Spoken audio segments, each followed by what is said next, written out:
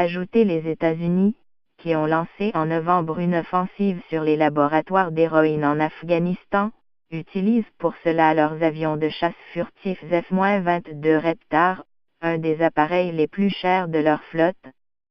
Depuis le lancement le 20 novembre par l'armée américaine de raids aériens contre ces laboratoires, qui représentent la principale source de revenus des talibans, nous avons éliminé 25 laboratoires de production de drogue de l'inventaire des talibans, a annoncé le général Lance Banch, au cours d'une téléconférence avec des journalistes au Pentagone.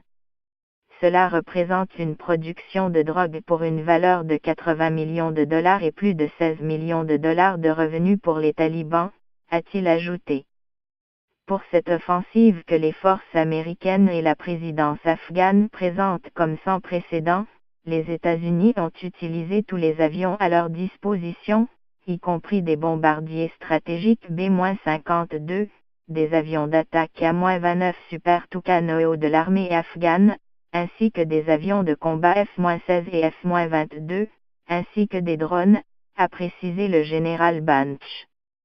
Le F-22 Reptar, un appareil furtif et maniable destiné au combat aérien, a été utilisé parce que nous devions viser des cibles qui exigeaient très peu de dommages collatéraux.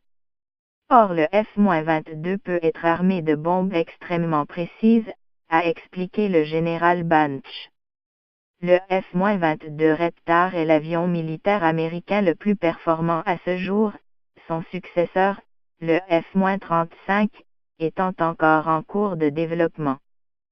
La production d'opium a doublé dans le pays en 2017 pour atteindre 9000 tonnes selon l'ONU, confirmant l'Afghanistan comme premier producteur mondial.